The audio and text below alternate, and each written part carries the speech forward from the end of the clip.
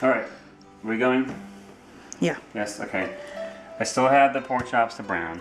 This is the sausage that's brown. I got it covered. It's still warm in the tin foil. I have my 2 pans ready to go here. I have my salt pork ready to cook.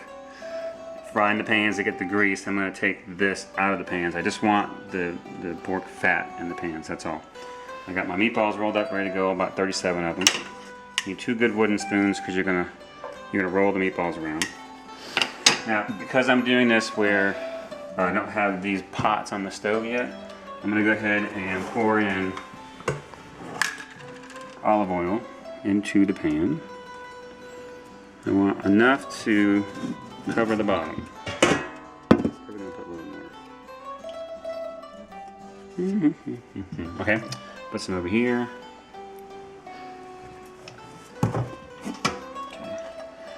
picture that. Look down there again. Okay. What we're gonna do is we're gonna put the garlic in here. And I want the garlic to kind of marinate in the olive oil for a while. Normally I do this on a really low heat. You don't want to burn your garlic. Okay, and then we got this one here. This is the beginning of the sauce. You gotta do this first. Very important part. Okay, so while this is sitting here, I want to mix this in here. So you want the garlic sitting in the olive oil. I'm talking marinating here. Okay. Same thing over here. Mix it around so the garlic is sitting in olive oil. Okay, so that's gonna sit there for a while I'm browning these meatballs. Okay, do that. Okay, now I'm starting to do browning the meatballs, and what I'm doing here is getting the salt pork fried up so we can get some good fat in there to brown the meatballs in. Meatballs are ready to go, and then if you do this right, you're gonna have a lot of smoke in your house because you want the pans pretty high, really hot, and gonna be a lot of smoke. So what I do here is open the windows. Yes, here we go, and put a fan blowing out the house. Okay. All right. There we go. Okay. So I'll be back. Okay, so now the pans are getting nice and hot here, and as you can see here, I'm getting a lot of good grease. That's like, it's slippery grease too. It's good for your meatballs so you can roll them around.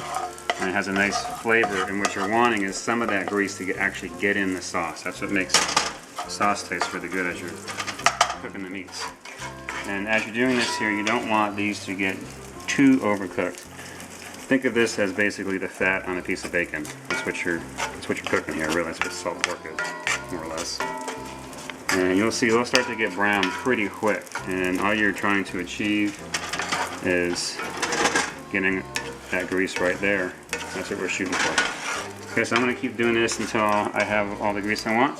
I'll take all this out, and then I'll start browning the meatballs. We're going. Going? Okay. So now I have these pans nice and hot. We have the nice pork fat in here. And this here is the salt pork I fried. And one thing my Grandpa Solano used to do, my mom's telling me that he would love to nibble on these things. And I can see why. It's good. It's fried bacon fat. We're talking good. Now what you can do, if you make brajol, a little secret is you mash this up a little bit and you can put it inside your brajol. Deep dark secret. So this is nice and hot. You see how hot that pan is? You put these in here. You should get a sizzle on your meatballs. And when you have that many, you're gonna need 2 spoons. And you can see here how slippery that is. It's because we're using that pork fat. It's nice and slippery. You don't have to use like any kind of oil or worry about non-stick. Because sometimes these cast iron pans, even if you have them seasoned, they still stick a little bit. But right now, these are sliding around real nice. And I will roll these around until they get nice and brown. And I'll put them on the cookie sheet, and then we'll start doing the sauce. I'll get some going in this pan as well. Okay, thanks a lot. Okay, you want? Okay. All right, so now these have been browning for a little bit. If you look over here, that's why you want a real high heat, because you're really not cooking the meatballs. You're just searing them. And if you look here, it's got a nice crusty outer side there. And that's exactly what you're looking for. And when you're doing the meatballs, you're going to want to roll them around a lot. Don't let them sit too long in one spot. And then every now and then, if there's a spot that's not browned, you're going to want to hold it like this and just kind of sear that spot that's not actually getting seared. Because you're shooting for a good sear all the way around the meatball. Okay, so these are just about perfect, and then we'll start doing the rest of these here. Okay, we're almost done here. I got probably one more pan worth to go here. And I've saved a little bit of pork fat from the other pans. And as you go, you're going to want to add a little bit more grease to the pan. Because as you take these out, grease goes with the balls. So you're going to want to add a little bit more as you go. And if you look over here, I got 2 fans going now because the whole house is full of smoke. But that's okay. That's what you want. It means you're doing it right and you're getting your pan hot enough and the meatballs are cooking properly. Okay, that's it. Okay, we got the meatballs over there all brown, ready to go. Sausage ready to go. And now what I'm doing here is, down here with the pork chops, I have bone pork chops. Normally I fry them up with the bone, but in this case I'm gonna cut off the bone and just fry up the pork chops without the bone, and then get them nice and brown in that same salt pork I was using with the meatballs. And this is going to go into the sauce. And I'm taking the bone out because this is for 30 people and it's going somewhere else and they're going to reheat it. And sometimes the meat gets so tender you got little chunks of bone in there that you got to sift out. I don't want them to have to do that, so I'm just going to cut off and just brown meat without the bone.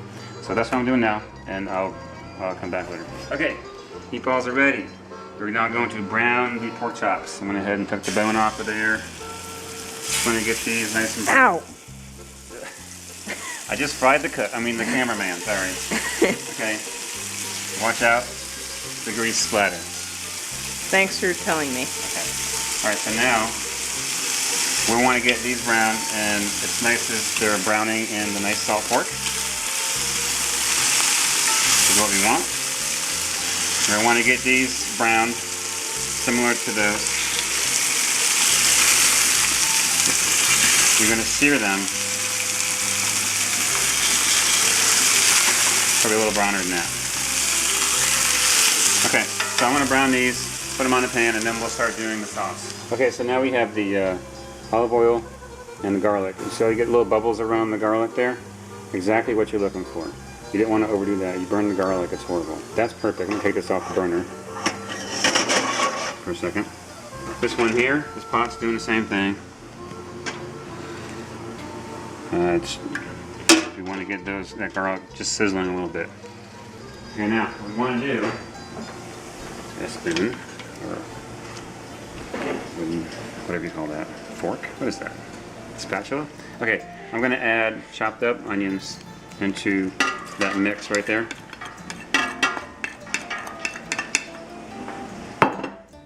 Look at that. Want that marinating together for a little bit.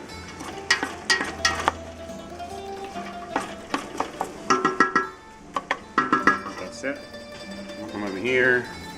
The garlic's perfectly got the bubbles on it. That's nice temperature. Okay, so now we'll get onions in there.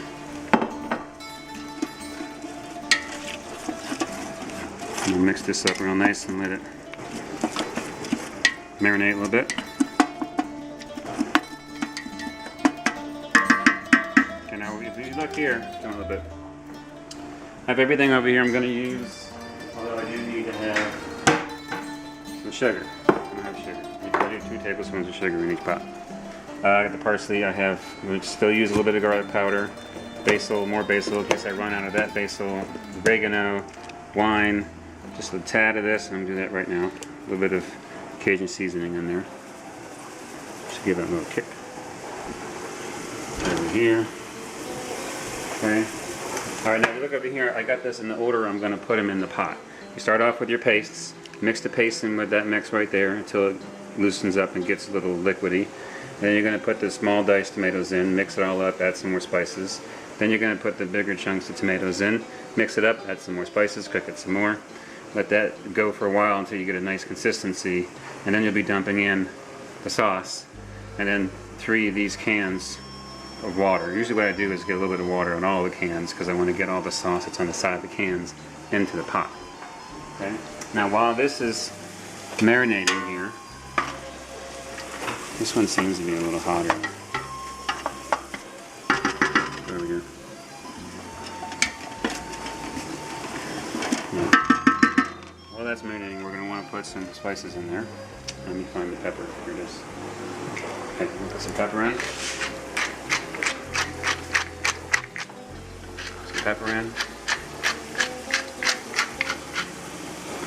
And then we're going to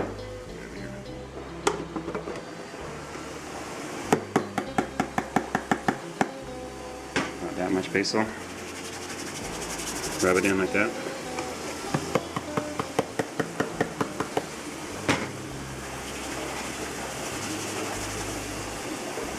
Okay, now we're going to take a teaspoon paste.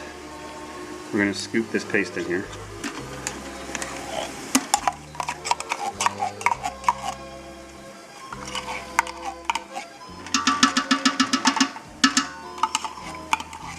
Scoop off the edges as best you can.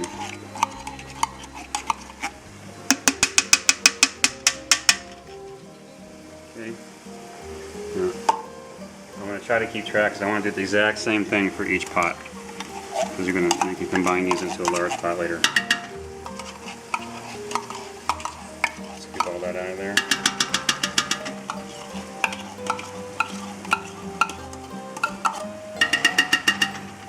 On that. Okay, fill these little cans up about halfway. Stir it. Get all the good paste off of there. And then dump it in.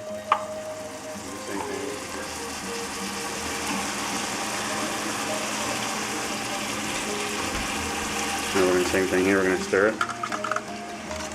We're going to scrape the sides off. Dump that in.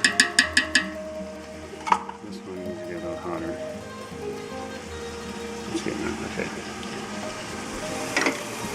And so while that paste is in there, we're going to want to move that paste around. The heat's going to get it liquidy. This is that Italian roux I was talking about on the website. Okay, so we'll let this get all mixed in, really nice.